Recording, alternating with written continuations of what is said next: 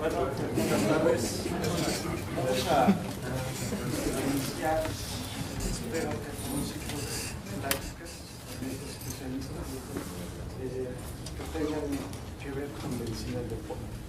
El día de hoy invité al doctor Pedro Curi, que amablemente nos va a dar la plática de muerte súbita.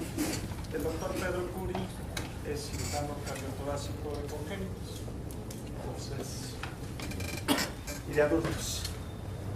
Entonces, nos va a dar la plática. Por favor, pregúntenle, por favor, expriman al doctor, que para eso viene. ¿Sí? Bueno, doctor. Muchas gracias. Buenas tardes. Entiendo que ustedes son de medicina del deporte, ¿verdad? Sí. Excelente. ¿Hay alguno de ustedes que no tenga nada que ver con medicina del deporte o que sea de alguna otra área? Ah, bueno, pero tú estás muy relacionado en todo esto, ¿eh? Como decía bien el doctor Guevara, durante la plática siéntanse en la libre,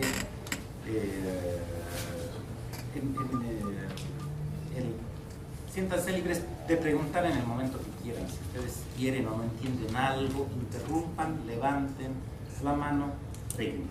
A mí me gusta que me pregunten y pues qué mejor que me expriman así como quiere el doctor. En primer lugar, agradecerte por tener la oportunidad de estar. No pensé que era un auditorio tan grande, entonces eso me va a tener que hacer que haga la plática con más gusto. Entonces, el tema del que vamos a hablar, y creo que todos ustedes están bastante interesados, es el de muerte súbita en los jóvenes, ¿verdad? ¿Y por qué el tema de muerte súbita en los jóvenes? Pues me dijo el doctor Guevara de que pues es el tema como que muy de onda hoy en día, ¿verdad?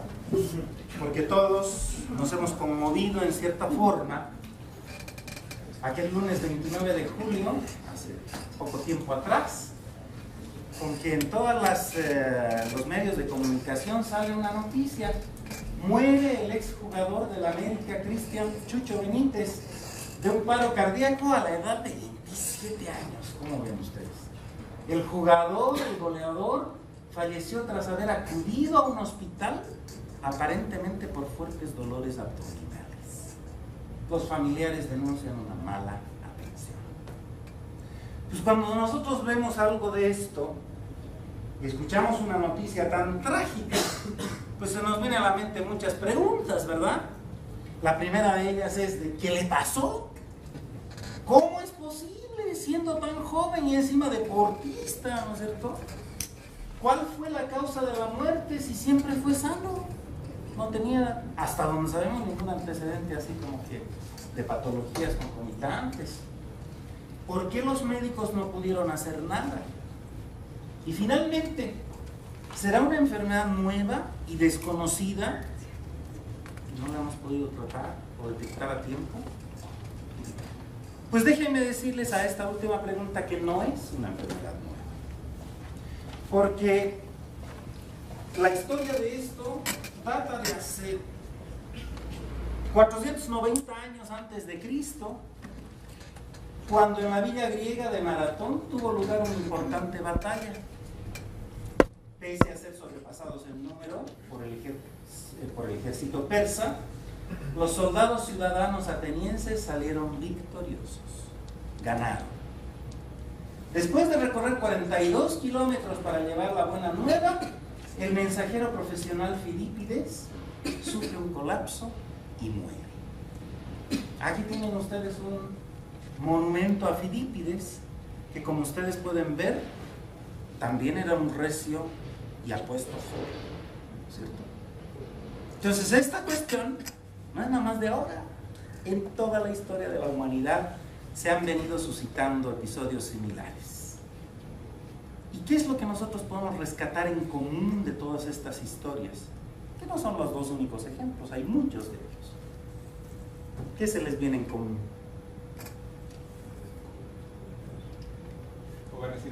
Que son jóvenes, ¿verdad? Los dos son jóvenes. Eso es algo que llama mucho la atención. ¿Y qué más llama la atención? Aparentemente sanos. Que aparentemente están sanos, o sea que uno no esperaría algo, ¿verdad? ¿Y qué más llama la atención?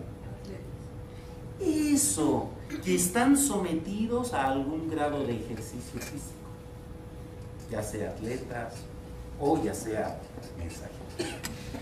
Entonces, para poder explicarnos desde el punto de vista médico, uno va y revisa la literatura y pues se encuentra que dentro de todos los artículos que hay a la disposición hay uno muy importante, publicado por Corrado el año 2003, que habla un poco sobre esta incidencia de muerte súbita precisamente en atletas en edades comprendidas entre 12 a 35 años, y dice que la incidencia es aproximadamente 2.3 por cada 100.000 al año, en comparación con 0.9 en los no deportistas. O sea, sí hay una relación muy importante entre la exposición a actividades físicas o a esfuerzo físico o a deportes. El 85% de estas muertes, como ustedes pueden ver acá, son de causa cardiovascular, y en la minoría, mucho menos, son causas no cardiovasculares. ¿Cuáles podrían ser algunas causas no cardiovasculares? ¿Qué se les ocurre? ¿Cómo puede una persona joven así, sin nada, sin antecedentes, poder morir? Un trauma, bueno, pero ahí hay un antecedente, ¿no es cierto? Pero en personas que están ahí caminando y de repente... Un evento vascular. ¿Dónde? Es cerebral, exactamente. Hay microaneurismas o aneurismas cerebrales que se rompen de repente, producen muerte súbita, de origen no cardiovascular. Sin embargo, nosotros no nos vamos a enfocar a este grupo de pacientes, son los menos, nos vamos a enfocar a este otro grupo de pacientes, aquellos que sí tienen muerte súbita y que la causa es cardiovascular.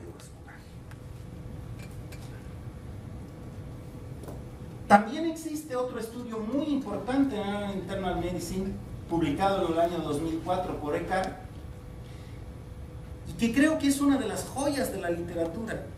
Quien habla de muerte súbita y no cita este artículo, definitivamente no ha hecho una buena revisión bibliográfica. ¿Por qué? Porque en un periodo de 25 años, estos autores observaron una población de reclutas de 6.3 millones de personas, o sea, es un universo muy grande, ¿verdad? Menores de 35 años o de 35 años. En ellos identificaron 126 muertes súbitas. Fíjense que la tasa en esa población subió al 13 de cada 100.000 al año. Y en 108 de ellos estuvo relacionada al ejercicio. Ya sabemos que hay una relación muy fuerte. Y en el 51% de ellos se encontró una alteración cardíaca estructural. Y en el resto de los casos, la alteración fue funcional. Entonces, estas alteraciones cardíacas estructurales encontradas fueron en orden de frecuencia, como ustedes pueden ver acá. Las anomalías coronarias congénitas, en primer lugar, 61% de las causas. Y las miocardiopatías, 36% el resto de las causas. Y como tercera causa, aquí tenemos algunos misceláneos como la válvula aórtica bicúspide, que también produce cierto grado de miocardiopatía, como vamos a ver más adelante. Entonces,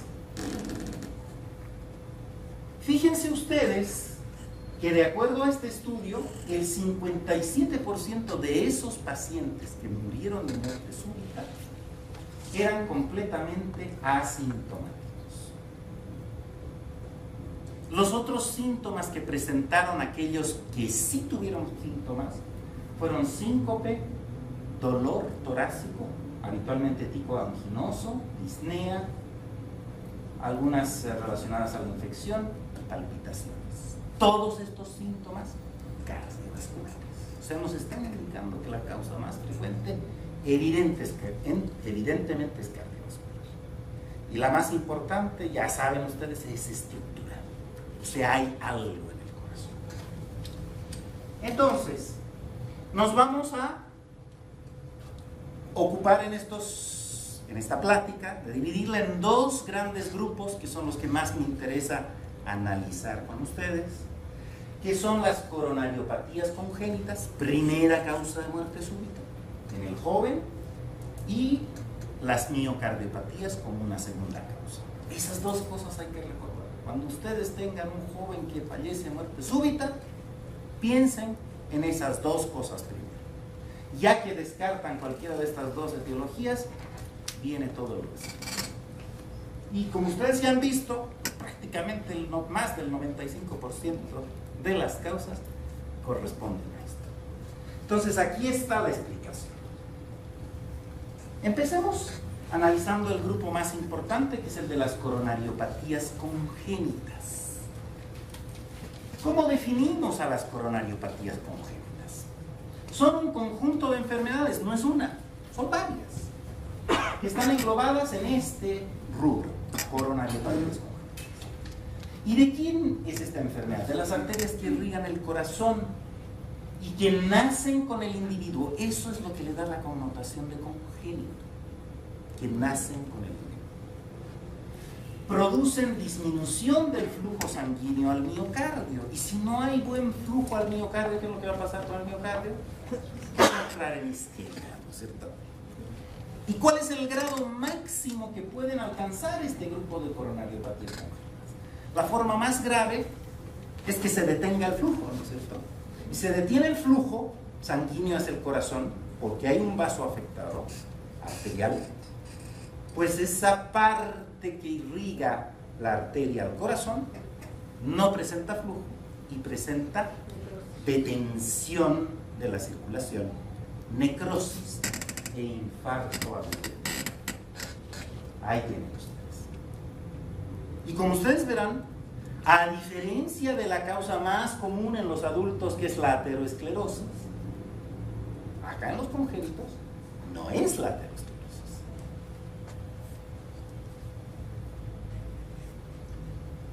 Para que entendamos un poco mejor la forma de abordaje clínico y terapéutico de estas coronariopatías congénitas, vamos a hacer un pequeño recuento anatómico para que nos ubiquemos en el espacio, ¿verdad? Ustedes saben que el corazón, como todo músculo, o sea, como todo órgano del cuerpo, no solamente muscular, tiene irrigación. La irrigación arterial del corazón está dada por las arterias coronarias. ¿Cuántas arterias coronarias tenemos? Dos, derecha e izquierda, ¿verdad? Ambas nacen de la aorta, de la primera porción de la aorta ascendente. La coronaria izquierda, ustedes la ven acá, es un tronco muy pequeño que se divide a escasos centímetros, un escaso centímetro de tronco, se divide en dos grandes ramas terminales que son la descendente anterior y la circunfleja. Y la coronaria derecha es la que se va por el lado derecho y posterior del corazón y que no se divide en ramas colaterales de importancia, nada más da dos ramas terminales, que es la auriculoventricular y la descendente posterior. Entonces, desde el punto de vista práctico, tenemos tres grandes territorios de irrigación arterial en el corazón: el territorio de la DA, el territorio de la circunfleja y el territorio de la coronaria derecha. ¿Sí? Estas arterias coronarias nacen de la aorta ascendente, son las primeras ramas de la aorta ascendente. La aorta irriga todos los órganos del cuerpo, ¿verdad? Y es justo que el corazón, que es el que bombea la sangre a todos los órganos del cuerpo, sea el primero en irrigarse. Entonces, en el origen de la aorta del ventrículo izquierdo existen unas dilataciones de la aorta ascendente que se conocen con el nombre de senos de Valsalva.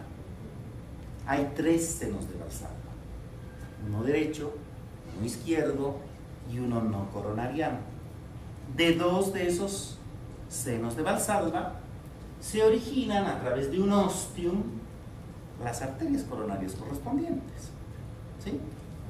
Y fíjense ustedes que la posición del ostium en relación a las válvulas sigmoideas aórticas puede tener diferente altura y nivel en la pared de la aorta ascendente. Fíjense ustedes cómo este ostium está prácticamente dentro de lo que es la válvula aórtica, ¿verdad? Esa es una posición sinusal. Si ustedes ven entre comisura y trazamos una línea, este osteoma está por encima, ¿verdad? Entonces esto no es sinusal, es extrasinusal. Y finalmente puede estar inmediatamente por encima de una comisura, y ya eso se llama comisural. Aquí ustedes tienen los diferentes porcentajes en los que la coronaria derecha y la coronaria izquierda se originan en porción sinusal, extrasinusal y comisural, normalmente en el individuo, en el ser humano.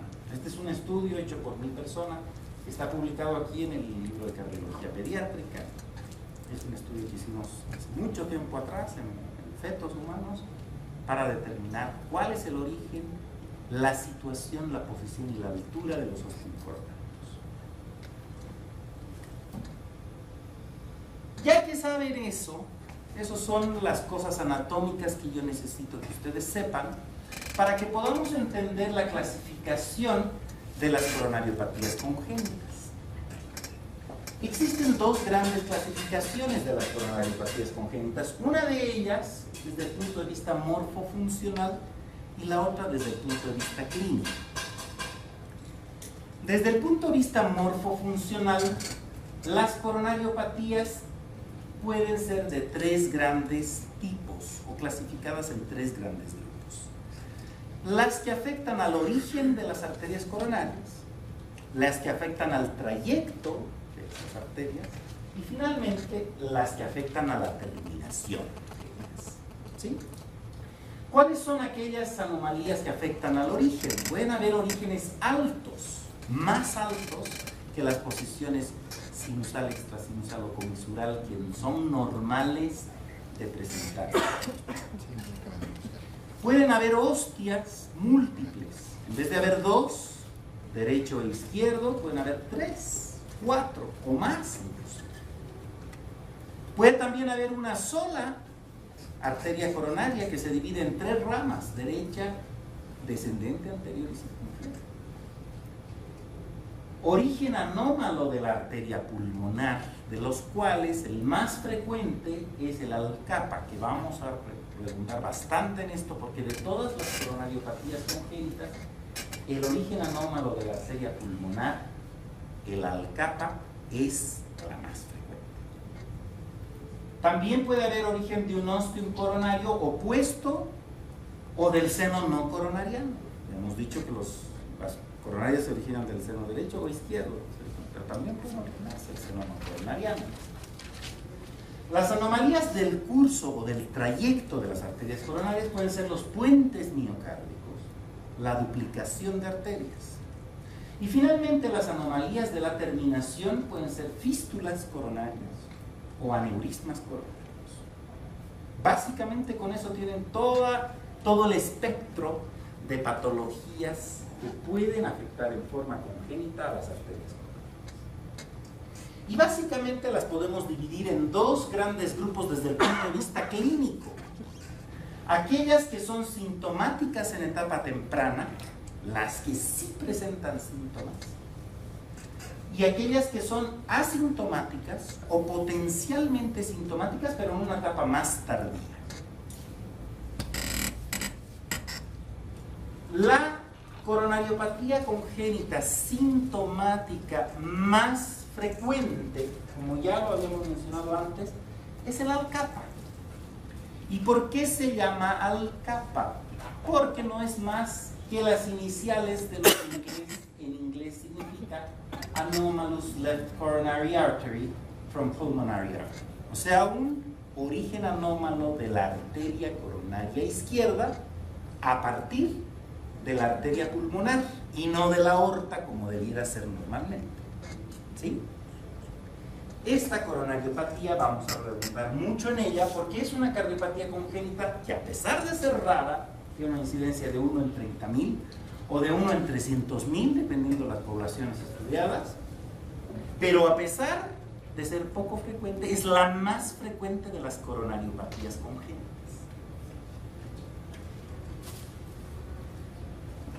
Al cerrarse el conducto arterioso, la presión en la arteria pulmonar y en la coronaria izquierda, que sale de la arteria pulmonar, pues disminuye, llevando a una inadecuada perfusión miocárdica. Porque ustedes sabrán que no es lo mismo la presión con la que bombea la aorta la sangre a través de las arterias coronarias que la pulmonar, ¿verdad? ¿Cuál tiene más presión, la aorta o la pulmonar? La aorta. ¿Y qué pasa si la coronaria izquierda sale de la pulmonar? Pues no tiene una buena presión de perfusión. Y eso determina que las áreas que indica la coronaria izquierda, que son la descendente anterior y la circunfleja, caigan en isquemia y produzcan problemas. ¿Y qué problemas producen? Isquemia, infarto, insuficiencia mitral, falla cardíaca. Pero analicemos el 90% de los que padecen el ALCAPA mueren al primer año de vida si no reciben un adecuado tratamiento. Entonces vamos a ver la forma como tratamos. Pero vayamos analizando las coronariopatías congénitas de acuerdo a la clasificación morfofuncional. Aquí tienen ustedes una anomalía del origen que es la arteria coronaria única. Fíjense ustedes, aquí nada más hay un solo tronco arterial coronario, del cual sale la descendente anterior, la circunfleja y la coronaria derecha. Uno solo. Descendente anterior, circunfleja, coronaria derecha. O sea, esta anomalía coronaria, que tienen el tronco único, miren cómo se dividen esas tres grandes ramas, cuando normalmente debieran ser dos, ¿verdad? Imagínense si se ocluye o si se obstruye este tronco coronario único. Estos probablemente sean algunos de los pacientes que tienen una muerte súbita fulminante y no hay nada que hacer, ¿no?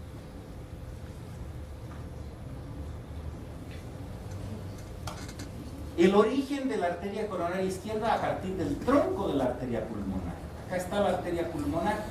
Y fíjense, en vez de salir de la aorta, la coronaria izquierda, que va a la descendente anterior y la circunfleja, e irriga una gran parte del corazón, está saliendo de la pulmonar. Entonces esto determina que como la presión pulmonar es más baja, el flujo de sangre hacia estos territorios que irriga la coronaria izquierda será menor. Y al ser menor, determina isquemia. ¿Y cuál es la consecuencia más grave de la isquemia? ¿Qué pasa con un corazón isquémico? Pues lo mismo que nos pasaría a nosotros si no comemos, ¿no es cierto? Si no comemos, vamos a convulsionar, ¿verdad? Nos morimos, podemos morir de hambre. Si el miocardio no come, no le llega oxígeno y nutrientes, ¿qué creen que pasa? No, porque puede haber algo de irrigación, pero poco. Si hubiese detención, sí se infarta, pero si hay poca irrigación, ¿qué le pasa? Se vuelve isquémico. Y al volverse isquémico, ¿qué? ¿Cómo responde el miocardio? Que normalmente su función es bombear sangre a un ritmo normal, regular. ¿Trabaja lento? Pues fíjate que no, más bien empieza a trabajar más rápido, pero más desordenadamente. Entonces, ¿qué es lo que hace? Arritmias. Eso es lo que hace. El miocardio se vuelve arritmogénico, se vuelve desordenado. Y empieza a hacer taquicardias. Las taquicardias son más frecuentes que las bradicardias. ¿Y cuáles son las dos taquicardias que pueden comprometer la vida del individuo y causar muerte súbita? Hay dos grandes grupos de taquicardias claramente distinguidas. La FA, no, fíjate, hay mucha gente que puede vivir con FA crónica, caminando y hablando igual que tú y yo. Fibrilación ventricular, no auricular. La fibrilación ventricular es una de ellas. ¿Y la otra?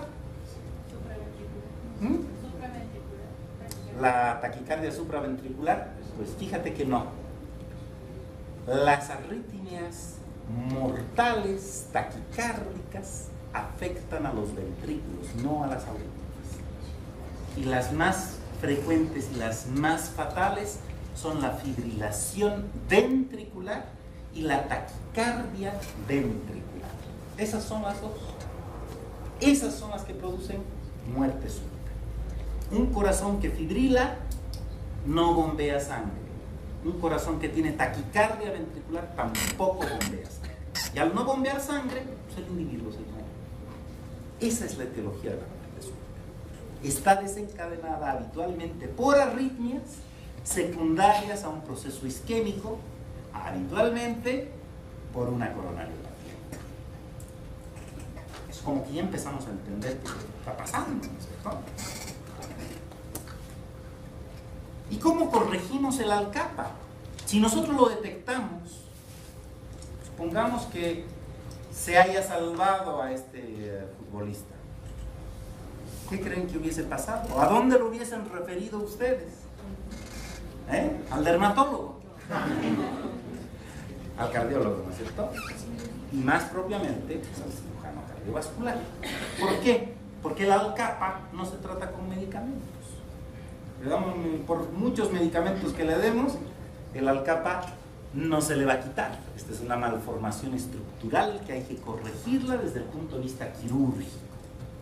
Entonces lo que nosotros nos toca hacer, los cirujanos cardiovasculares, es entrar, hacer una cirugía a corazón abierto, como le dicen, conectar al corazón a una máquina de circulación extracorpórea que va a hacer las veces de un corazón en un pulmón, mientras nosotros paramos el corazón nativo del paciente y hacemos la corrección. ¿Y qué corrección hacemos? Pues nosotros transeccionamos, cortamos el tronco de la arteria pulmonar, donde está el botón coronario izquierdo anómalamente orientado, ¿no es cierto? Entonces resecamos ese botoncito, le abrimos una especie de orificio más o menos del mismo tamaño de ese botón coronario en la aorta, reimplantamos ese botón coronario que quitamos de la pulmonar, se lo pegamos, se lo suturamos ahí en la aorta, de tal forma que ahora sí nace de donde debiera de nacer, y finalmente reparamos la arteria pulmonar poniendo un parche que puede ser de pericardio, autólogo, bovino o de material sintético como el PTF, el teflón, el tacrón, el doble velour, lo que sea. Oye, pero esa coronaria, ¿cómo va a funcionar después de cambiarla de un sistema de baja presión a uno de alta presión? ¿Cómo está el es una endotelio? muy buena pregunta. ¿Qué va a pasar con ese endotelio? Ese endotelio está acostumbrado a un sistema venoso.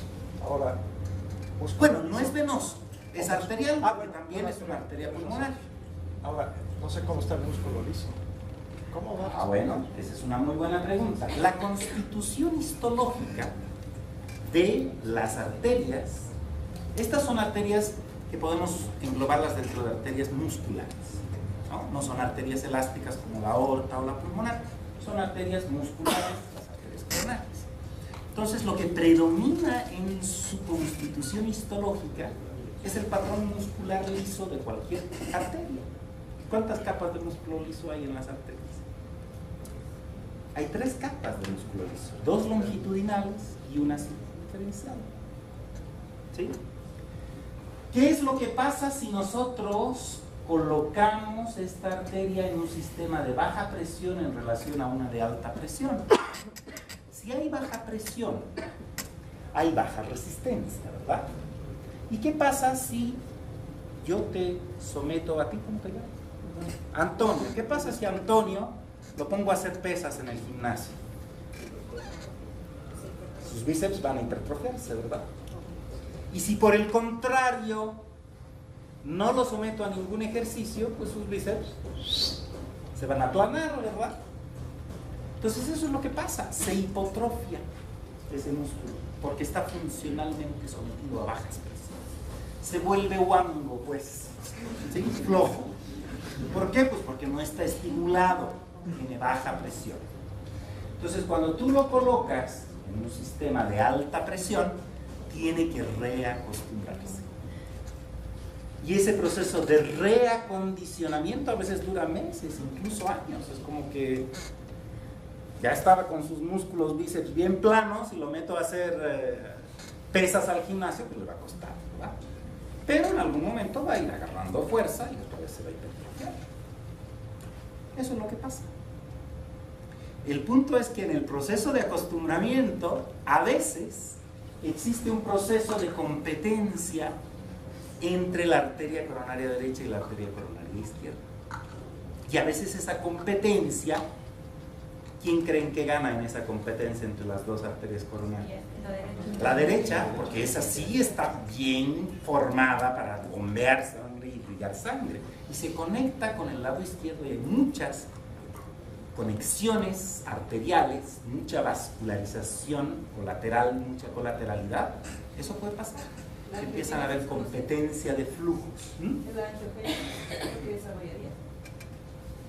¿La angiogénesis? ¿No sería participar de una colateralización para compensar Sí, lo que pasa es que cuando tú tienes un músculo cardíaco que está irrigado por un solo sistema a buena presión, pero por el otro a no tan buena presión, el sistema que tiene buena presión en cierta forma va como un mecanismo compensatorio desarrollando colaterales que se encargan en cierta forma de suplir el déficit de riego de la otra arteria coronaria que está perfundiendo a una baja presión.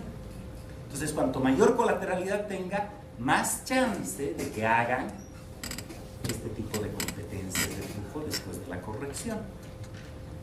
En conclusión, hay que hacer la corrección y hay que hacerla lo antes posible, porque cuanto antes hagas la corrección, tanto más chance tienes de que disminuyas el efecto de la competencia de flujos entre estas dos arterias.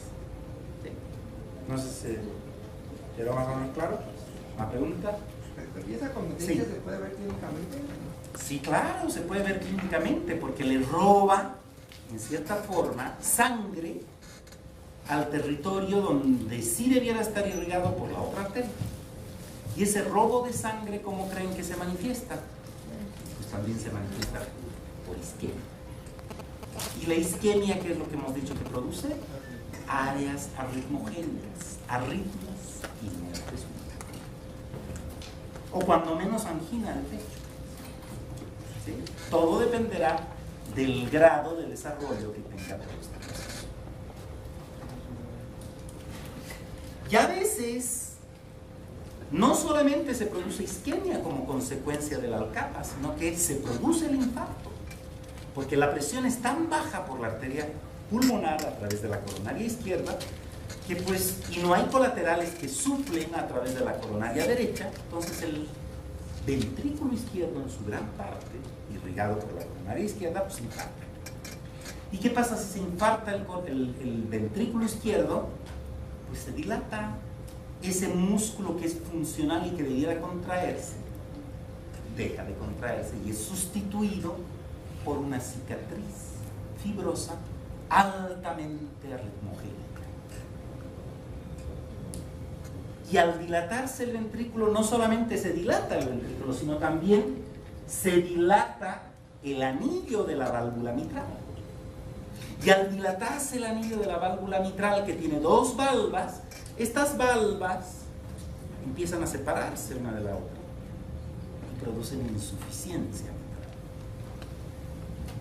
Entonces, no es raro que cuando tenemos que corregir una alcapa que ya tiene algún grado de disfunción ventricular e insuficiencia mitral, además de hacer la corrección principal que ya les dije, se tiene que hacer una plastía mitral que consiste en colocar un anillo protésico alrededor del anillo nativo del paciente para achicar, corrugar el anillo dilatado sobre un marco más firme, que es este anillo.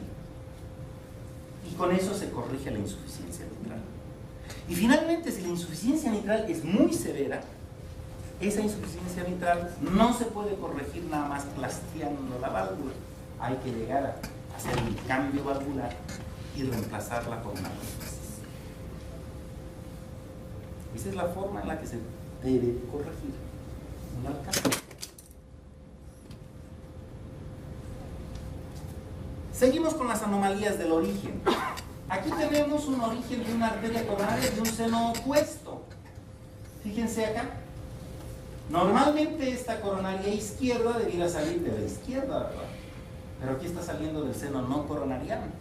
O sea, está saliendo de un seno opuesto o no coronariano.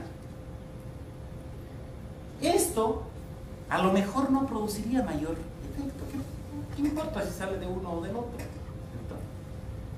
El problema está que al salir de otro seno tiene que a fuerzas morfológicamente pasar para poder irrigar entre los dos grandes troncos arteriales y describe un efecto o un trayecto interarterial.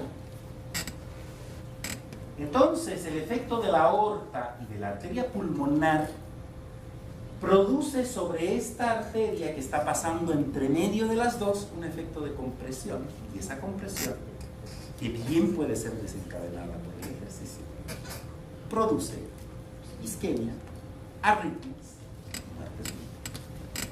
Entonces, si ese fuese el caso, también hay que corregirla y hay que desinsertar ese ostium del origen anómalo y reinsertarlo en el origen habitual, en donde no tenga un trayecto interarterial.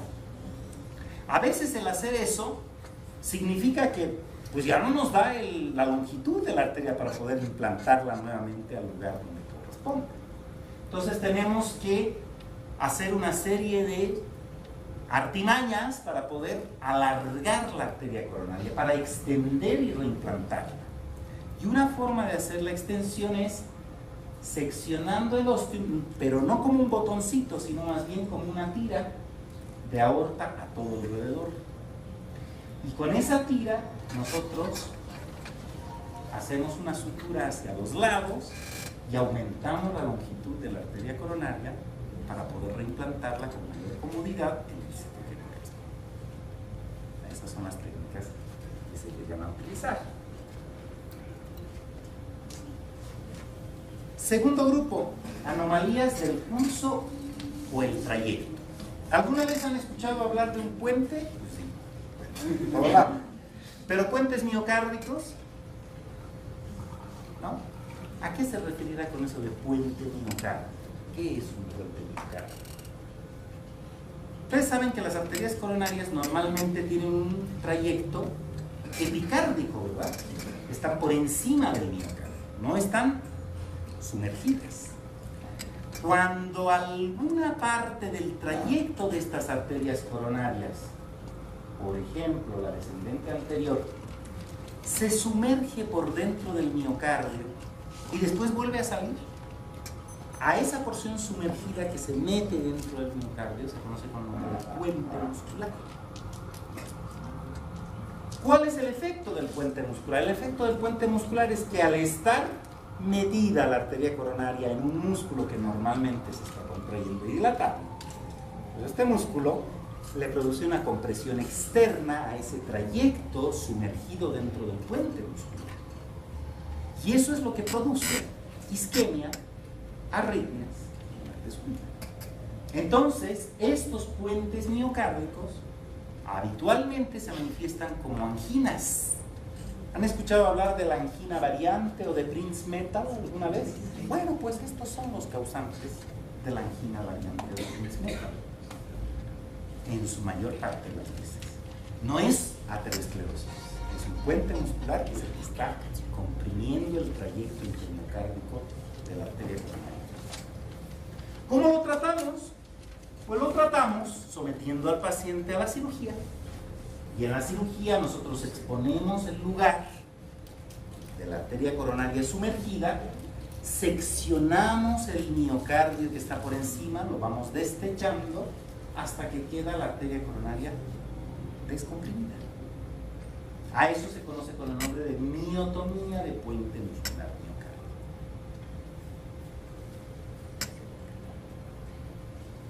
Otra anomalía del curso o trayecto son la duplicación arterial. Fíjense aquí, en vez de haber una descendente anterior, como que hay dos, ¿verdad? puede pasar que esto se produzca en forma congénita, que hayan dos arterias coronarias paralelas para irrigar un mismo territorio. ¿Eso será bueno o será malo? ¿Eh?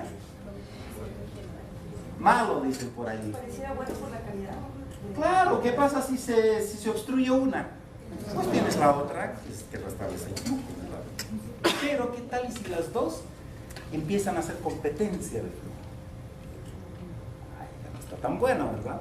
Cuando empiezan a competir y hay un flujo competitivo entre ambas, lo que hacen es restarse el flujo de sangre o dividir el flujo de sangre entre las dos. Y eso puede originar cierto grado de isquemia, arritmia. Entonces hay que ver. ¿Cómo se trata? Pues ligando el trayecto al principio y al final de aquella arteria duplicada, que sea la de menor calibre o que sea la menos grande de las dos. Fístulas coronarias, estas ya son anomalías de la terminación. Normalmente las arterias coronarias tienen que terminar en el miocardio e irrigar el miocardio, ¿verdad? Pero a veces no terminan en el miocardio y terminan fistulizándose, invadiendo las cavidades derechas comúnmente, la aurícula derecha, el ventrículo derecho. Entonces, cuando la arteria coronaria, por ejemplo una coronaria izquierda, termina drenando al ventrículo derecho o a la aurícula derecha, produce sobrecarga de presión a las cavidades derechas y derivación de la sangre hacia las cavidades derechas en vez de irse a irrigar el miocardio normal. Eso también puede producir cierto grado de isquemia, muerte súbita por arritmias. Entonces, el tratamiento de las fístulas coronarias es identificar el trayecto por angiografía y ligar el origen de la fístula y la terminación de la fístula para interrumpir ese cortocircuito que está derivando la sangre a un lugar donde no corresponde. Y finalmente tenemos como anomalías de la terminación los aneurismas coronarios. Los aneurismas coronarios, como su nombre lo indica, un aneurisma es la dilatación de un trayecto 2 a 2.5 veces mayor al diámetro normal que tiene un vaso en un determinado punto de vaso. Entonces, si una arteria coronaria mide 2 milímetros, pues un aneurisma coronario empieza a ser aneurisma a partir de los 4 milímetros o más de diámetro, ¿no es cierto? Entonces, esto hace que como aumenta el diámetro en ciertos sectores de las arterias coronarias, obviamente la irrigación también forman como una especie de reservorios. Empieza a haber turbulencia a ese nivel. Se pueden producir pequeños infartos, isquemias, zonas arritmogénicas y muerte súbita por esa causa. Entonces, ¿cómo tratamos los aneurismas coronarios? Habitualmente, los aneurismas no los podemos ligar. Lo que hacemos es hacer puentes de revascularización.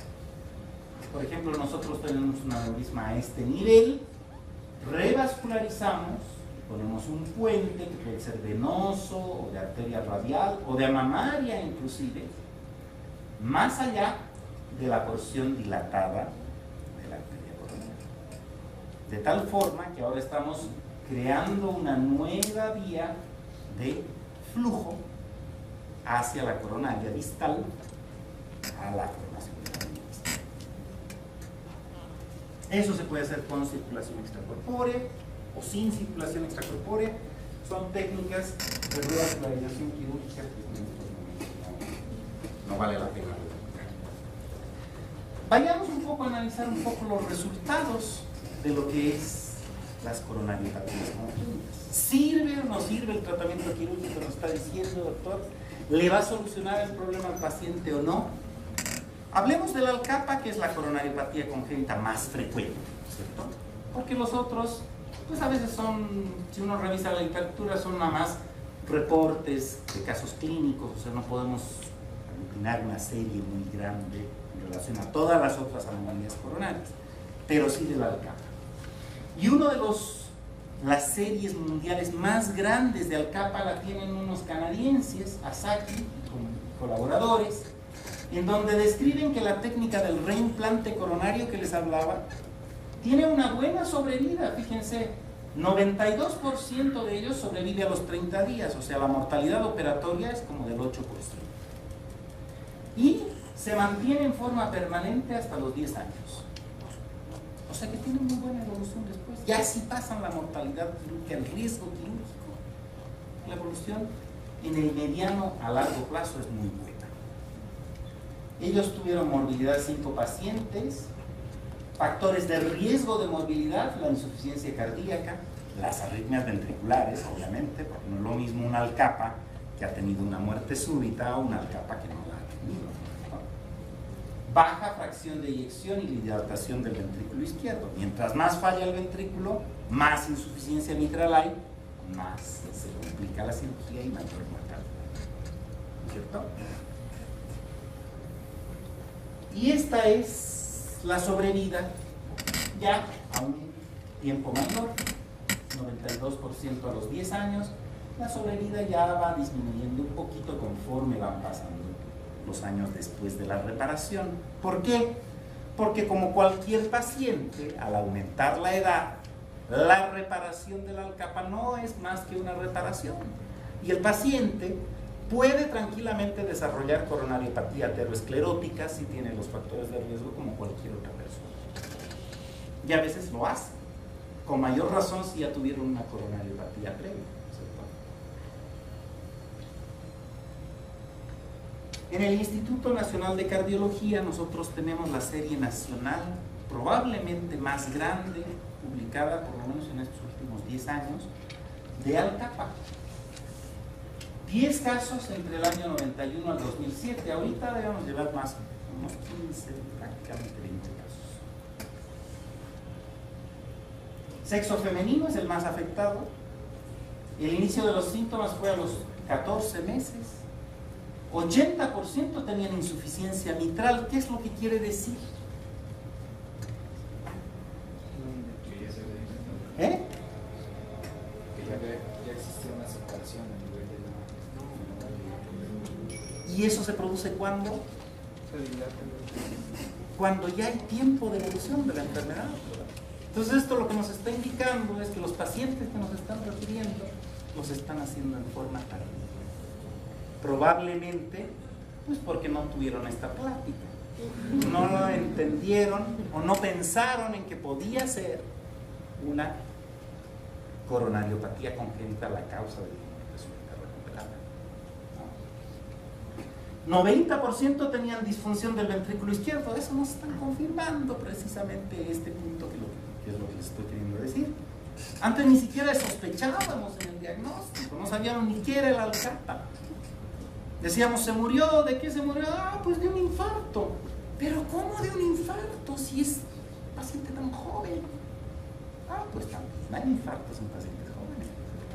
Ahora ya sabemos que puede ser por una cardiopatía congénita, coronaria y muy probablemente o más frecuentemente una Alcapa. La edad promedio al momento de la cirugía, 64 meses. Tarde. Pues estos deberíamos estarlos operando entre el año y los 2 años. Cirugía realizada, reimplante de la coronaria izquierda en 9. Hicimos un procedimiento de extensión coronaria porque la coronaria nos quedó un poquito tensa. No hubo mortalidad operatoria, todos los pacientes sobrevivieron a la cirugía en esta serie. El tiempo de extubación ya en la terapia fue de 24 horas. La estancia en la terapia fue de 5 días, más o menos. Y en el corto a mediano plazo, solo la mitad presentaron mejoría de la fracción de eyección del ventrículo izquierdo sin llegar a valores normales. ¿Eso qué quiere decir? Que cuando el ventrículo se infarta, murió nomás, pues. Murió la flor, como digo yo, ¿no? Ya no hay forma de volver a recuperarla. Lo que intentamos es tratar de reclutar lo máximo posible del miocardio funcional. Pero lo que se murió, ya se murió. Entonces, ¿qué es lo que hay que hacer? Prevenir, evitar que esto suceda. Por lo tanto, lo más importante del manejo en estas coronariopatías congénitas, lo que les toca hacer ampliamente a ustedes están ahí muy involucrados, es la prevención. Prevenir las muertes súbitas. ¿Y cómo prevenimos? Pues rastreando, haciendo un screening de los factores de riesgo. Y estos factores de riesgo los vamos a dividir en 4 grandes grupos. Uno de ellos son los antecedentes familiares patológicos, en quienes debemos de sospechar que pueda haber coronariopatía congénita. En aquellos que tienen antecedentes familiares de infarto o muerte súbita en personas menores de 50 años. Si tuvo un papá, una mamá, un hermano, familiares sanguíneos directos que tuvieron este problema, ojo, ese es un paciente que hay que monitorizarlo, hay que hacerle un screening más detallado. ¿Por qué? Porque puede tener un factor de riesgo una mayor chance de desarrollar una muerte súbita que una persona que no tiene este antecedente. Si hay historia familiar de cardiomiopatía, de síndrome de Marfan, de QT largo, Takayasu o arritmias graves, o de infartos agudos de miocardio en forma temprana, pues también esos son pacientes de alto riesgo. ¿Sí? Antecedentes prenatales, fíjense ustedes, desde que nace el paciente, desde antes de que nace incluso. Diversas investigaciones han encontrado una relación entre la desnutrición in útero y la enfermedad coronaria. O sea, pacientes desnutridos in útero tienen mayor riesgo de desarrollar una coronariopatía congénita en relación a los que no. Por eso es importante hacer un buen control prenatal. También se ha observado una correlación inversa entre el bajo peso al nacer y el grosor de la íntima media carotidia. Si nosotros medimos la carótida por ecocardiografía, por un ultrasonido, y medimos el grosor de la carótida,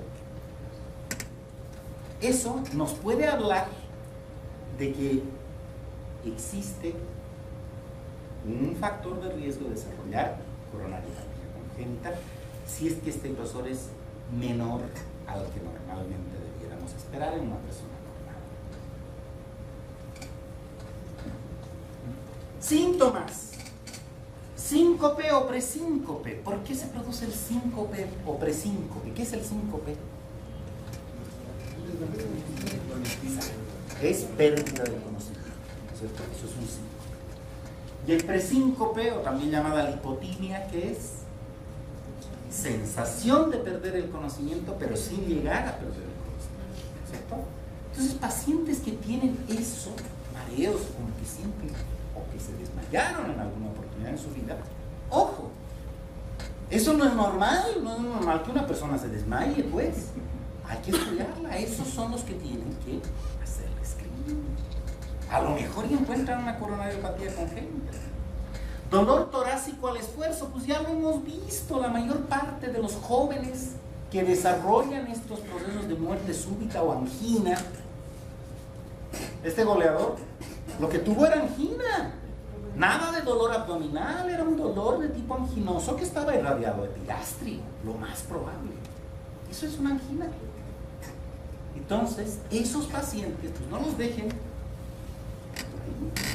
Dolor precordial, irradiado epigastrio, a canto interno del brazo, a región mandibular o a las espaldas, pues es un dolor de tipo anginoso hasta que no se demuestre lo contrario. ¿Sí?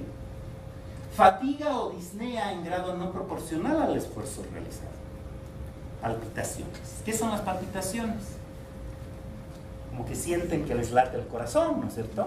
Normalmente uno no siente que le late el corazón. Cuando uno tiene la sensación de que le late el corazón, eso es una palpitación. Y las palpitaciones se pueden producir al esfuerzo o al reposo.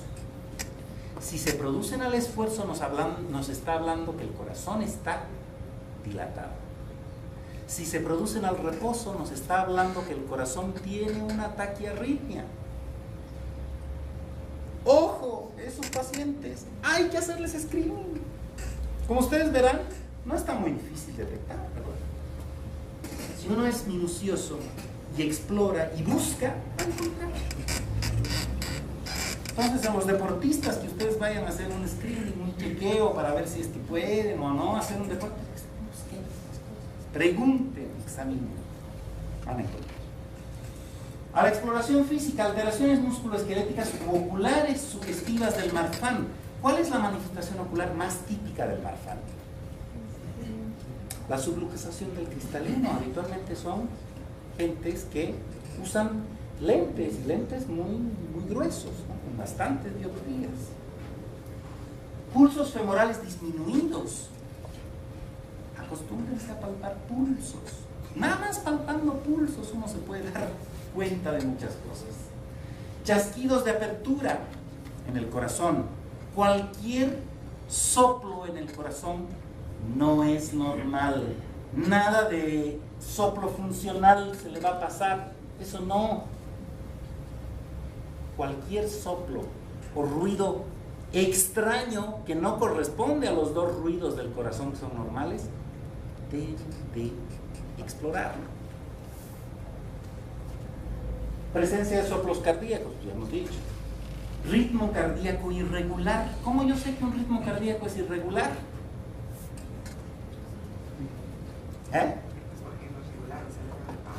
¿Cómo yo no puedo ver tu corazón? A ver si tiene pausa. Con un electro, más fácil. Palpen el pulso.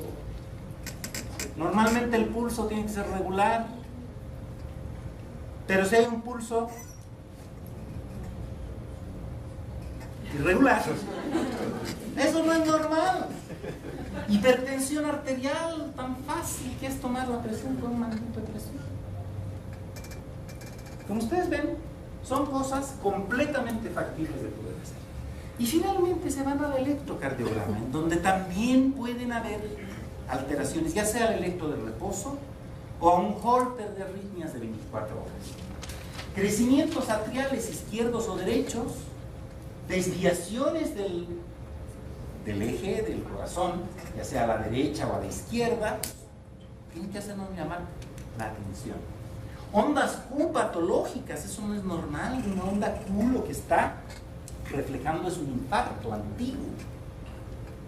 Bloqueos de rama derecha o izquierda, depresiones del segmento del ST o ondas T aplanadas o invertidas, esas son manifestaciones indirectas de isquemia. Intervalo QT mayor de 0.44 segundos en hombres o de 4.66 en mujeres. Extrasístoles o taquicardias ventriculares, pues eso no es normal. Una taquiarritmia es predecesora, está poniendo un aviso de que, ojo, el miocardio está isquémico. Algo está pasando, no es normal que haya una taquiarritmia. Y con mayor razón si es que esta es ventricular. Intervalos PRs cortos y cualquier grado de bloqueo AB son signos que nos deben hacer parar las fechas y hacer un buen screening. Y con toda seguridad vamos a encontrarnos. Eso es lo que les corresponde a ustedes hacer. ¿Sí? Pero eso es lo que yo tengo que comunicarles en relación a coronariopatías congénitas.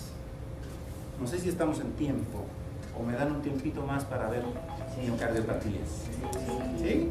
¿Le seguimos con miocardiopatías? No es muy largo.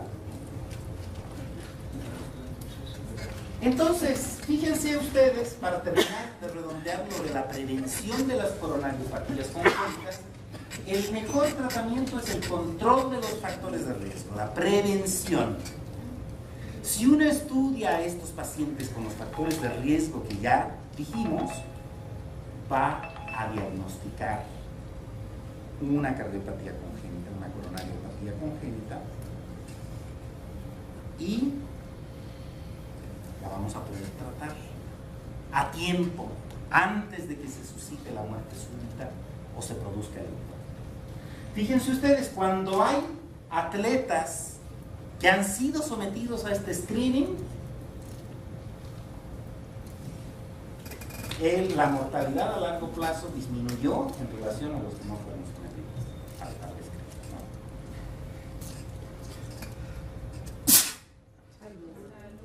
Salud. Entonces nos vamos ahora a la segunda causa de muerte súbita, que son las miocardiopatías. Las miocardiopatías son un conjunto de enfermedades, igual que las coronariopatías. No es una, son varias enfermedades. ¿Que afectan a quién? Aquí ya no afectan a las coronarias, aquí afectan al músculo cardíaco. ¿Qué tipo de músculo es el músculo cardíaco? ¿Es liso o es estriado? No, no es estriado. Únicamente. Y tampoco es liso únicamente. Es un músculo que tiene las dos grandes propiedades. Es estriado, pero es involuntario, o sea que es estriado y liso a la vez. Es un músculo mixto, un músculo original. ¿Sí? Es un músculo cardíaco. Y además es un sinsitio anatómico y funcional. ¿Qué es un sinsitio?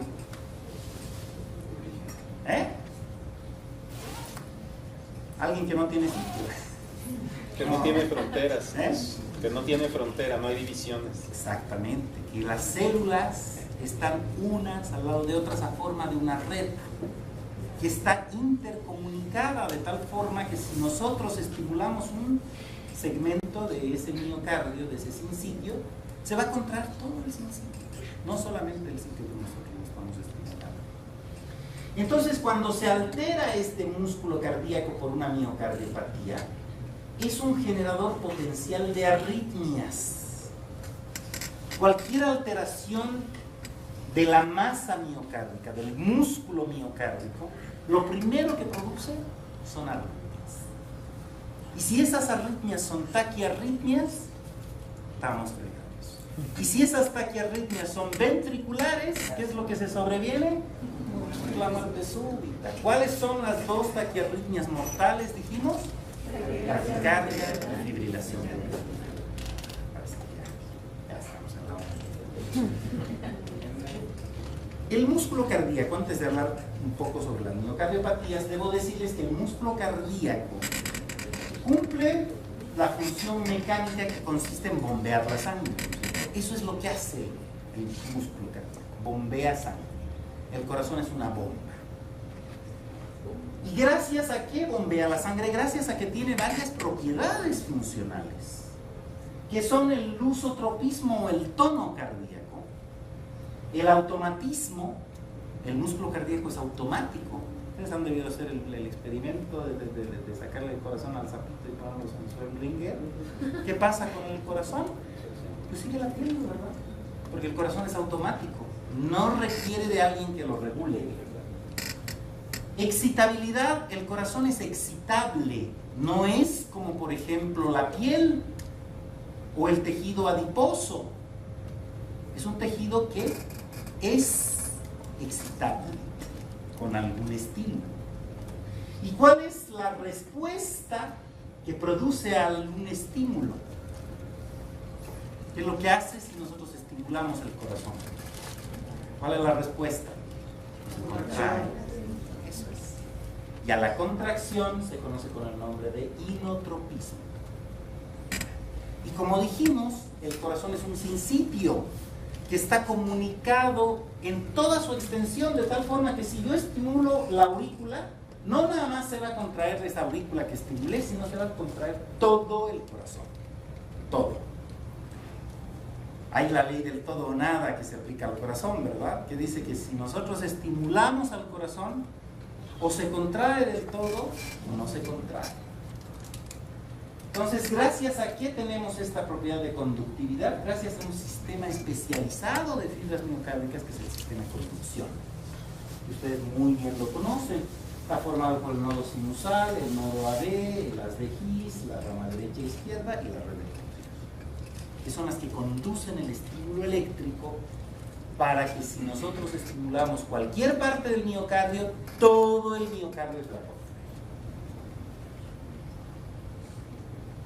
La propiedad funcional más importante entonces del corazón pues es el inotropismo, porque gracias a esa propiedad es que bombea sangre, ¿no es cierto? Y la mejor forma de evaluar la función de bomba del corazón es mediante la determinación del gasto cardíaco. ¿Cómo determinamos en un paciente el gasto cardíaco?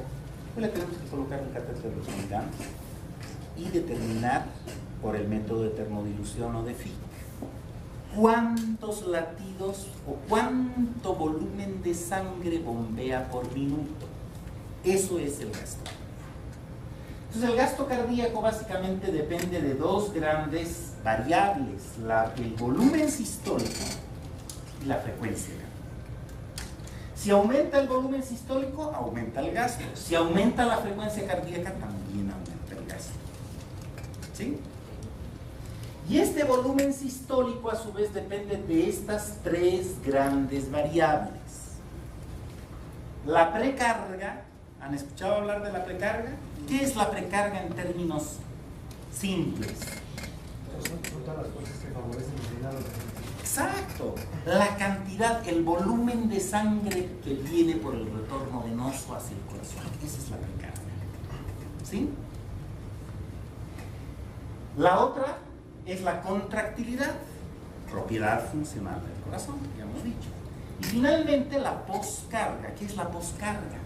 Las fuerzas que se oponen al... Exactamente. ¿Y cuál es la fuerza que se opone a que el corazón bombee sangre? La presión arterial. ¿Sí? Y la presión arterial por ley física es igual a flujo por resistencia, ¿verdad? Y a su vez, de acuerdo a la ecuación de Poiseuille, la resistencia depende en forma directa a la longitud del vaso, a la viscosidad de la sangre por una constante que es 8, y en forma inversamente proporcional al radio elevado a la cuarta potencia multiplicado por pi. De todas estas variables, tres variables de la ecuación de Poiseuille, ¿cuál creen que es la que más influye sobre la resistencia? Viscosidad. El radio, claro. ¿Por qué? ¿Por qué? ¿Pero por qué? ¿Por qué físicamente o matemáticamente? Porque está elevado a la cuarta potencia. O sea, es un valor que se multiplica 4 veces. ¿Eso qué quiere decir? Que mientras más pequeño sea el radio, pequeñas variaciones del radio de los vasos van a producir grandes variaciones de la resistencia. O sea, si un paciente ese vaso contrae, aunque sea poquito, las resistencias van a elevar muchísimo. Y por el contrario, si un paciente se vasodilata, las resistencias van a bajar también en forma importante. ¿Qué pasa si si el corazón recibe más volumen del que habitualmente debiera de recibir? Estamos forzando al corazón, pero estamos entrando en un plano entre fisiológico forzado y ya casi patológico, ¿no es cierto? ¿Y qué hace el corazón? ¿Cómo responde el miocardio cuando le llega mucho volumen? ¿Eh? Sí, bueno, sí, pero ¿qué le pasa al miocardio mismo? Se hipertrofia. Esa es la forma en la que responde el corazón. Se hipertrofia. Y la hipertrofia que produce la sobrecarga de presión, o sea, de volumen, la sobrecarga de volumen, es una hipertrofia en serie. O sea, una fibra al lado de la otra, al lado de la otra y al lado de la otra. Entonces el corazón lo que hace es dilatarse. Pues cuando hay sobrecarga de volumen, ustedes van a ver cavidades cardíacas dilatadas. ¿Y qué pasa si hay una sobrecarga de presión? ¿Cómo responde el miocardio? También se hipertrofia, pero no se hipertrofia en serie, se hipertrofia en paralelo. Una fibra al lado de la otra, al lado de la otra y al lado de la otra. Entonces lo que hace es engrosarse, se engruesa.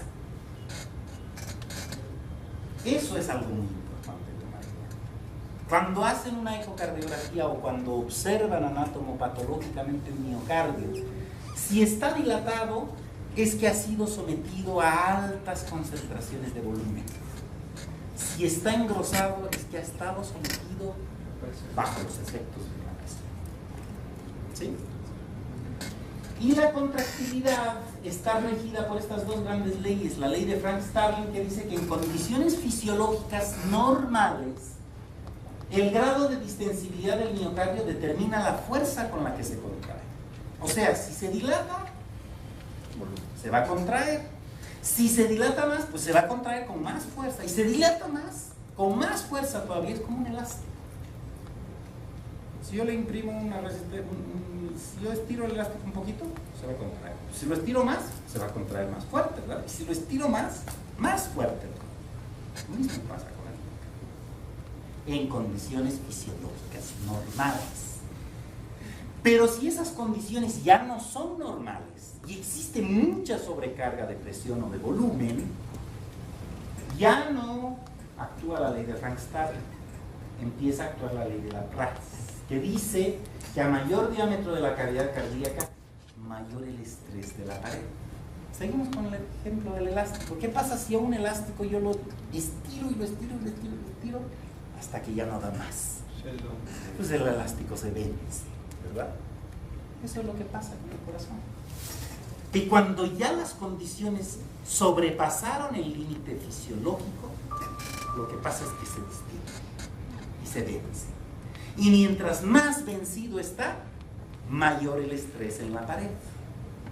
Y mientras mayor estrés tiene en la pared, más arritmias va a producir. Se vuelve arritmogénico. ¿Sí? Y ya sabemos cuáles son las consecuencias de la arritmia. Entonces ya explicamos el por qué una miocardiopatía puede producir muerte súbita. ¿Cómo clasificamos las miocardiopatías en estos tres grandes grupos? Miocardiopatías dilatadas, miocardiopatías restrictivas cuando el corazón es chiquito y miocardiopatías hipertróficas cuando el corazón está engrosado. ¿Sí? ¿Cuáles de esas tres creen que es la más frecuente en las cardiopatías, en las miocardiopatías? La más frecuente como consecuencia de muerte súbita son las miocardiopatías hipertróficas. Engrosamiento excesivo del septum o de todas las paredes ventriculares, en especial del ventrículo izquierdo, acompañada de hipertrofia en paralelo que produce obstrucción a la salida del ventrículo izquierdo. Puede ser familiar o esporádica y también puede ser secundaria a una causa. ¿Qué causa creen ustedes que produce hipertrofia muscular, miocardiopatía hipertrófica? Una sobrecarga de presión, ¿verdad? ¿Cuáles son los problemas que pueden producir sobrecargas de presión en el ventrículo izquierdo? Obstrucciones supravalvulares aórticas, estenosis de la válvula aórtica o estenosis subvalvular. Ahí tienen ustedes los tres grandes grupos de causas: subvalvulares, valvulares, en donde se distingue la estenosis por aorta bicuspide o válvula, y supravalvulares, donde hay una obstrucción, ya sea por encima de la válvula aórtica, a nivel de la válvula o por debajo de la válvula aórtica, se va a producir miocardiopatía hipertrófica. Y esa miocardiopatía hipertrófica va a aumentar la poscarga. Si aumenta la poscarga, baja el gasto cardíaco. Y las dos consecuencias del bajo gasto cardíaco es que disminuye la fracción de eyección. Bombea menos. Y si bombea menos en forma sistémica, va a haber fatiga, debilidad. Si bombea menos a nivel cerebral, va a haber hipotiroidismo. Si bombea menos a nivel coronario, va a haber isquemia. Todas estas van a determinar arritmias, taquicardia, fibrilación ventricular que derivan en... Y la otra consecuencia del bajo gasto cardíaco es que aumenta el volumen residual. Si bombea poco, pues se queda más, ¿no es cierto? Si se queda más en el ventrículo izquierdo, ese ventrículo izquierdo, ese volumen del ventrículo izquierdo, ¿a dónde va a pasar? A la aurícula izquierda y después a las venas pulmonares, ¿no es cierto? Entonces eso es lo que va a determinar congestión venocapilar pulmonar, disnea, hemoptisis, falla izquierda. Y si bombea poco el ventrículo derecho, se va a congestionar el ventrículo derecho, y eso va a repercutir sobre la aurícula derecha, y la aurícula derecha sobre las venas cavas superior e inferior, y va a producir ingurgitación yugular, hepatomegalia, reflujo hepatoyugular, ascitis, edema de miembros. Esa es la clínica de la falla cardíaca. Y un paciente que cae en falla cardíaca congestiva es un corazón dilatado, un corazón que ya atravesó y está en la ley de Laplace. ¿Qué dijimos? Cuanto mayor estrés, más arritmias, taquicardia o fibrilación derivan en muerte súbita. Entonces, ¿qué hacemos frente a una muerte súbita? Pues lo primero que tenemos que hacer, si el paciente está ahí, si ustedes están viendo un paciente en su consulta y de repente le da un colapso y se cae al suelo y no tiene pulso, no responde, no respira, cayó en paro, ¿no es cierto? Una muerte súbita. ¿Qué es lo primero que van a hacer ustedes? Va a hacer reanimación cardiopulmonar. No vamos a hablar ahorita sobre reanimación cardiopulmonar porque eso es motivo de otro curso inclusive. Y después de hacer reanimación cardiopulmonar, supongamos que el paciente salió, le salvaron la vida, ¿qué es lo que viene? Pues lo que viene, grábenselo, es la cirugía. No pierdan tiempo dando medicamentos y haciendo cosas. Cirugía, eso es lo que sirve. Y no porque yo sea cirujano.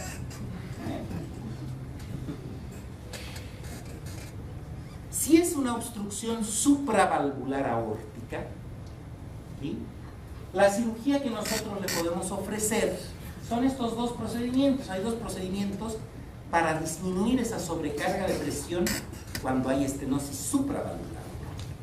La técnica de Doty, que consiste en colocar un parche en forma de corazón invertido en el lugar donde está la estenosis supravalvular aórtica. Entonces con el parche dilatamos y ya con eso disminuimos la sobrecarga de presión y la hipertrofia ventricular izquierda que genera la isquemia y las arritmias, pues revierte. También hay otra técnica que es la técnica de Brom, que es, aquí está la estenosis supravalvular, se hace una incisión así en los tres senos coronales, en los tres senos de Valsalva, se colocan parchecitos en esos tres senos para dilatarlo, y finalmente se coloca otro grande parche en el lugar de la estenosis y se terminan astomosando los dos cabos de los senos de Valsalva y de la aorta ascendente. De esa forma se corrige la estenosis supravalvular. ¿Y si la estenosis es valvular, doctor? Pues si la estenosis afecta a la válvula aórtica y la válvula aórtica está muy estrecha, pues hay que cambiarla. Si no hay forma de poder salvarla, hay que reemplazarla por una prótesis. Se pinza la aorta, se mete en circulación extracorpórea, se abre la aorta y está la válvula estrecha, se reseca la válvula estrecha, se la saca completamente, se mide el anillo nativo y se determina el tamaño de prótesis que se necesita y finalmente se sutura la prótesis con puntos separados. Estos son los dos grandes grupos de prótesis que nosotros usamos para los cambios valvulares y que las podemos agrupar en dos grandes tipos: las mecánicas y las biológicas. Las mecánicas son aquellas que están hechas de material sintético, de metal. Las más usadas son estas, las bivalva, St. Carbonetics, APS, Connects. Y las biológicas son aquellas que están fabricadas de tejidos de animales, como por ejemplo el pericardio bovino o las válvulas del cerdo, ¿no?, que están montadas sobre un soporte o sin soporte.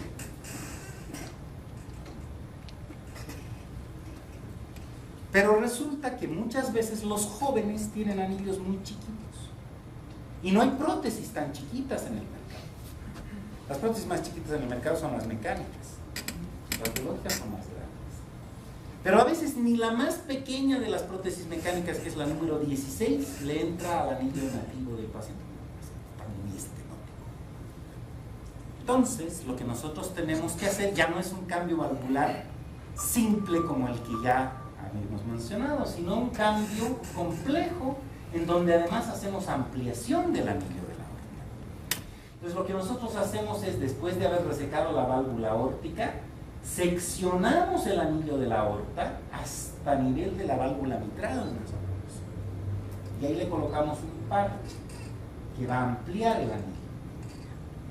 Y ya con el anillo ampliado podemos colocar una prótesis de tamaño. Finalmente, con ese mismo parche terminamos cerrando la aorta una vez que implantamos la prótesis dentro. A esto se conoce con el nombre de técnica de Manoogian, que es la que más utilizamos. ¿Y qué pasa si la estenosis es subvalvular? Aquí lo que está produciendo la obstrucción es un miocardio muy hipertrófico, a veces ahí en el septum del ventrículo izquierdo. Entonces lo que hacemos en estas condiciones es colocar un estilete, o sea, abrir la aorta, colocar un estilete por detrás de la hipertrofia y sobre ese estilete seccionar esa hipertrofia con un bisturí. Filetear, pues. No. Disminuimos el diámetro, el grosor de ese septum agrandado y de esa forma liberamos la obstrucción subaracnoidea. A eso se llama miectomía transaórtica o procedimiento Morrow. ¿Y qué tal si tenemos estenosis en la válvula y además subvalvular? Ahí la cosa está más compleja. Entonces ahí lo que tenemos que hacer es abrir la aorta, abrir el anillo, abrir el septum y colocar un parche de 3 hojas que repara el septum, repara la pared del ventrículo y repara la aorta después de haber colocado la prótesis. A eso se llama una técnica de cono rastante.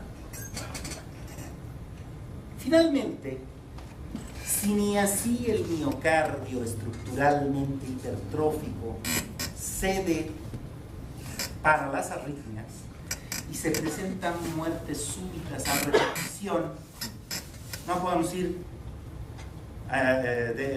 haciendo reanimación a cada rato, ¿no? Hay pacientes que tienen muertes cardíacas cada cierto tiempo y son muy reiterativas.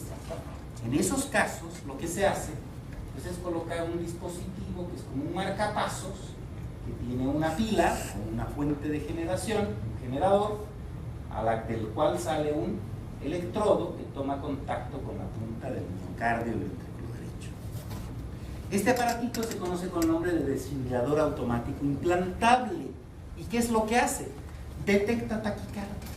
Y si tienen frecuencias de taquicardia ventricular o de fibrilación ventricular, lo que hace el aparatito es gatillarse automáticamente y darle una desfibrilación, una descarga de desfibrilación, y el paciente sale de su muerte súbita.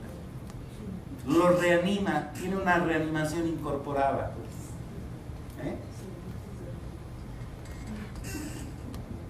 Resultados.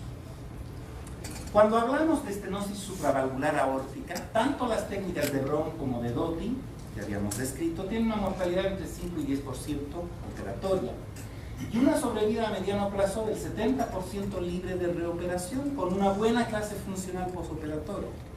O sea, ¿que sirve o no sirve? Sí sirve. Estenosis valvular aórtica. Fíjense que un cambio valvular aórtico simple tiene una mortalidad del 5%. No es muy alta. Una apendicectomía por apendicitis aguda tiene más mortalidad. Y estamos hablando de una cirugía cardíaca. En cambio valvular aórtico complejo, si hacemos ampliación del anillo, técnica del Morrow, uno de esos procedimientos más, ya tiene una mortalidad que se duplica. Ahí sí, desde el 10-15%. Las prótesis mecánicas tienen una excelente durabilidad a largo plazo, pero requieren taco. Taco no son los tacos de carnitas, por si acaso, ¿eh? Taco es tratamiento anticoagulante oral, perentorio y de por vida. ¿Por qué?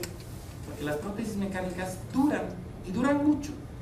Pero para que duren, el paciente tiene que anticoagularse también toda la vida, con los riesgos que implica la anticoagulación, que son del 17%. Si se sobrepasa la anticoagulación, sangran. Si les das poca anticoagulación, pues trombonan y pueden hacer eventos aortos cerebrales. Las prótesis biológicas no requieren anticoagulación, es una gran cosa, ¿no? Pero el 12% degeneran en el lapso de 10 a 12 años y requieren reoperación para cambiarla por otra prótesis. Y la reoperación ya tiene el doble de mortalidad operatoria que la operación inicial. Entonces, pues hay que balancear riesgos versus beneficio dependiendo del paciente para ver si se elige una prótesis mecánica. En relación a la estenosis subvalvular aórtica, se realiza la cirugía en miocardiopatías hipertróficas en algunas circunstancias, no en cualquiera podemos hacer procedimiento hemorro. Tiene que haber falla del tratamiento médico. Paciente sintomático con intolerancia o rechazo al tratamiento médico. Gradientes subaórticos de más de 60 milímetros de mercurio a pesar del tratamiento. Paciente asintomático con un engrosamiento de 3 a 4 centímetros de septum para poder hacer este procedimiento. O asintomáticos con gradiente subaórtico más de 50 en reposo. Los resultados son buenos, disminuye en forma significativa el gradiente y hay una sobrevida del 75% a 15 años. Muy bueno. Y finalmente los desfibriladores automáticos implantables ayudan a tratar las taquiarritmias ventriculares, principalmente aquellas que se presentan a repetición y que no responden al tratamiento médico. Mejoran la calidad de vida de los pacientes, obviamente, pues, porque los pacientes no están en riesgo a cada rato. Ya hay un aparatito que lo va a resucitar cada vez que se muera, pero no aumentan la sobrevida global. No quiere decir que por tener el aparatito van a vivir más, van a vivir igual. Van a salvar su mortalidad y van a vivir en mejores condiciones. Por lo tanto, como conclusiones de esta plática, al fin ya que se calle. La primera conclusión es que la muerte súbita en jóvenes es más frecuente en aquellos expuestos al ejercicio, ya dijimos, o a esfuerzo físico, porque este actúa como un factor precipitante, ¿no es cierto? Más ejercicio, más fácilmente desarrolla isquemia. Y si tiene una cardiopatía de base, en más de la mitad de los casos se debe a una cardiopatía estructural. ¿Y cuáles son las cardiopatías estructurales más frecuentes? La coronariopatía congénita o las miocardiopatías. ¿Cuál creen ustedes de estas dos que hubiese sido la más frecuente para explicar el cuadro que presentó el goleador?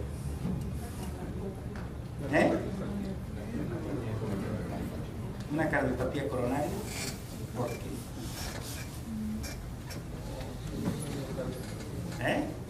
Hipertrófica, dicen ustedes.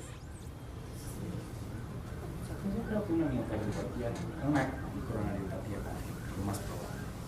Porque tuvo síntomas de angina. Esos dolores epigástricos son síntomas de angina. Los casos sintomáticos deben ser detectados y tratados oportunamente, siendo la cirugía la mejor alternativa en la mayoría de las veces, con recuperación funcional satisfactoria y reincorporación a la actividad física en forma completa. Si su pregunta era, una vez que yo lo detecto, doctor, se lo diagnostico y usted lo opera, ¿va a volver a hacer ejercicio y va a poder ser deportista? Pues va a poder. Esa es la respuesta. ¿Sí puede hacer ejercicio con la misma intensidad? Probablemente no. No vamos a esperar a que sea un campeón mundial, ¿no es cierto?, de atletismo, pero sí va a poder hacer una vida regularmente aceptable, incluso una buena performance desde el punto de vista deportivo. Sí. Siempre y cuando se detecte y se trate en forma oportuna, porque cuanto más tardíamente se detecta, tanto más repercusión haya sobre el corazón. Ya dijimos que si hay isquemia o hay infarto, pues el corazón ya no se recupera 100%, se recupera 70, 60, y eso le va a dar el pronóstico funcional posterior. Los casos asintomáticos debutan con muerte súbita habitualmente por arritmias mortales. ¿Cuáles son? Taquicardia o fibrilación.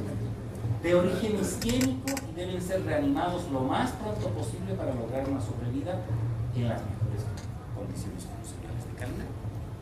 Si un paciente cae en muerte súbita, pues hay que reanimarlo, ¿no? Porque de eso va a depender de que sobreviva o no. Y finalmente, el mejor manejo está centrado en la prevención a través de la detección oportuna de los factores de riesgo. Ya los conocen, no son muy difíciles, son muy asequibles de ser explorados. Y debe ser la labor más importante del personal de salud involucrado, muy en especial de aquellos dedicados a la medicina del deporte como ustedes. Entonces, si ustedes después de esto están en la capacidad de hacer un buen screening y diagnosticar a estos pacientes, pues van a evitar muchas muertes súbitas. Y el objetivo de mi plática, pues quedó ampliamente satisfecho. Muchas gracias.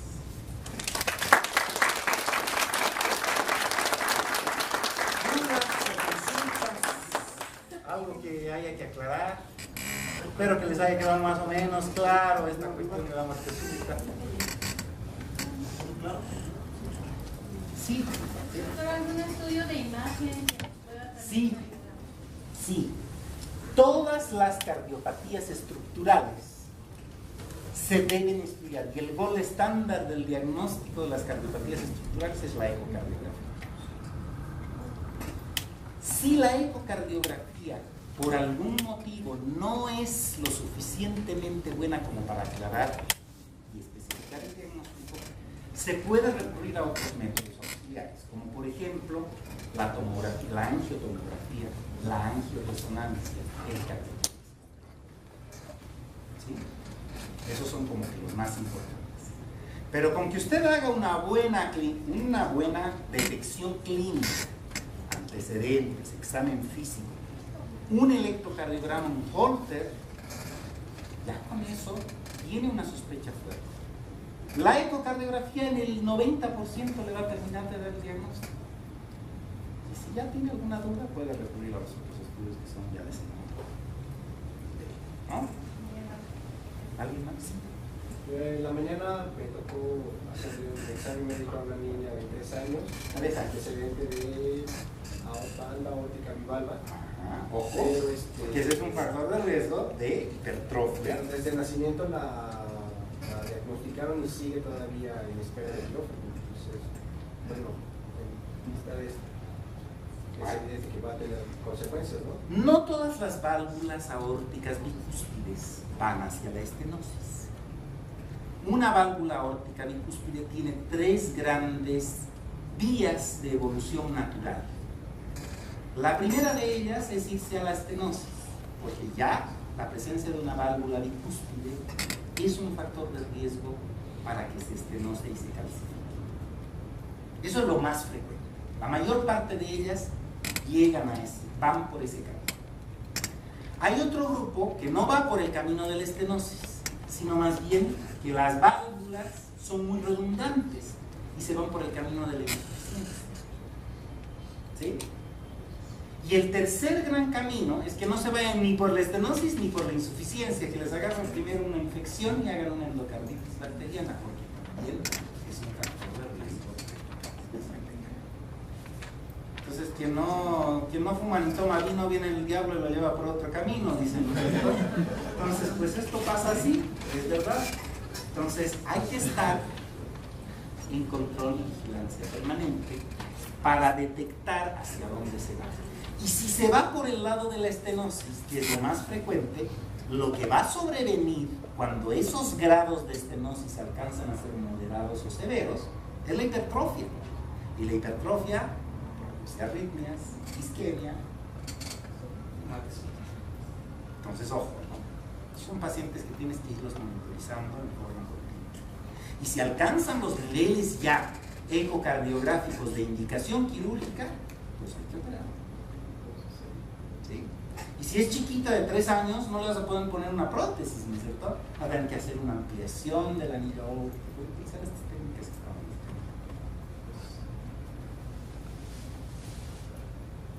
¿existe algún consenso o un protocolo bien establecido para el manejo de enfermedades que puedan provocar muerte súbita cardíaca? Bueno, hay varios reuniones, task force, incluso guías de práctica, buena práctica clínica de electrofisiología. Existe la NASPE, que es una asociación norteamericana de estudios de electrofisiología de casos, ¿no? Que tienen muchos lineamientos para establecer los criterios de rastreo de muerte súbita. Sí.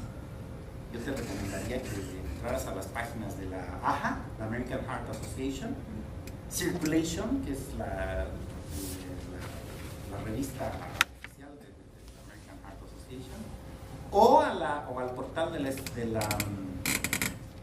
la SEC, que es la Sociedad Española de Cardiología, que también tiene en español sus lineamientos de práctica clínica, si quieres profundizar en ese aspecto. Están bastante bien definidos, pero básicamente se adaptan a los cánones o a los tips que más o menos necesitan. ¿Alguna otra pregunta, Jules? Yo sí tengo una. A ver, adelante.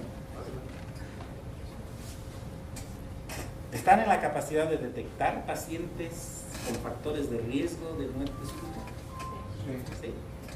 Saben hacer este screening clínico de estudio electrofisiológico y ecocardiográfico inicial.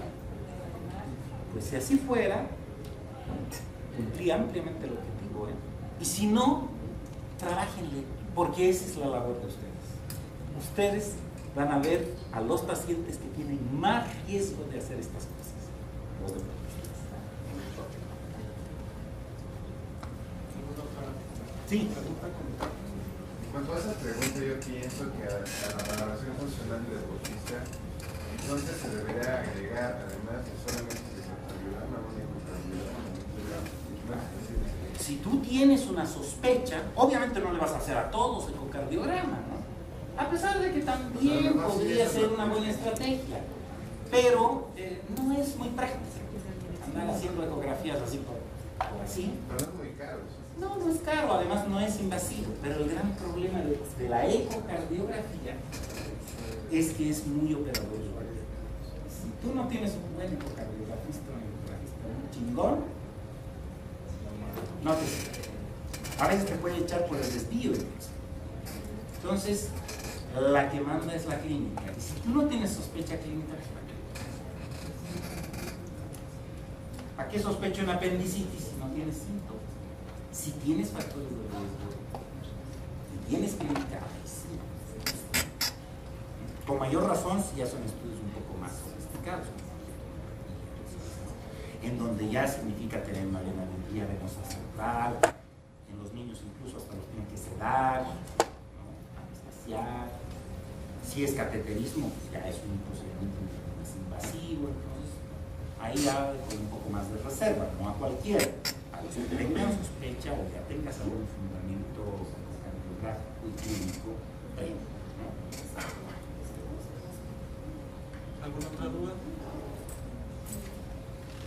Doctor, nuevamente, ¿cuál sería el tiempo para indicarles rehabilitación cardíaca a los pacientes que fueron posoperados de alguna patología? Mira, desde el punto de vista de la cirugía, la recuperación en general de la cirugía se logra a partir de los primeros 15 días después de haber sido de alta del hospital. La rehabilitación debe empezar al primer día posoperatorio, ni bien se extuba el paciente con reanimación, o sea, con ejercicios respiratorios, movilización temprana, inspirometría intensiva. Eso es muy, muy, muy importante, ¿sí? Pero los días de convalecencia después de una cirugía cardíaca habitualmente son 15 después del postoperatorio. ¿Cuándo se recupera el paciente por completo? Cuando termina de cicatrizar la herida quirúrgica del esternón, que habitualmente se nos hace a los 2 a 3 meses. ¿Sí? Ya después de eso, el paciente puede hacer absolutamente todo lo que correspondería a la vida normal. Y el pronóstico funcional depende de la oportunidad en la que tú detectes la cardiopatía de base y te anticipes a los eventos de isquemia, infarto y falla. Si ya tienes isquemia y tienes infarto y tienes falla ventricular, ya el pronóstico funcional va progresivamente. Igual hay que rehabilitarlos. Ese es el objetivo. Volverlos a la sociedad y tener una clase funcional lo más alta, lo más baja posible para que pueda hacer una actividad muy cercana a la persona. ¿Y si es deportista?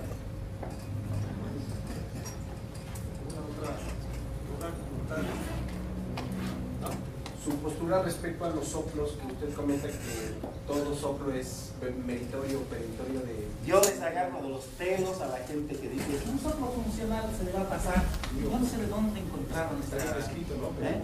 Sí, claro, está descrito. Las anemias pueden producir soplos funcionales, por ejemplo. Pero, como precepto y como una recomendación, un tip, buena onda, si ustedes detectan un soplo en el corazón, no vayan a pensar en lo más raro, pues. Si ustedes tosen, ¿en qué voy a pensar? En una neumonía con neumocitis carini complicada con un HIV. Pues no, en una neumonía es lo más común y silvestre, ¿no es cierto? Si detectan un soplo cardíaco, lo primero que piensen es que puede ser una cardiopatía. En lo primero. Ya si la descartan, pueden ponerle el adjetivo disfuncional si quieren, pero ya descartaron de que no sea un problema estructural. Porque hay gente que por decir, es un soplito funcional y les va a pasar, y le va a pasar, pues terminamos con una muerte súbita y a veces hay no podemos detectar, ¿no? Y ahí quedó el soplito funcional. ¿Alguna otra? Bueno, pues una vez, de nuevo, agradecemos al doctor Pedro Puri de darnos esta plática. Espero que haya sido Gracias a ustedes por escucharme. para ustedes.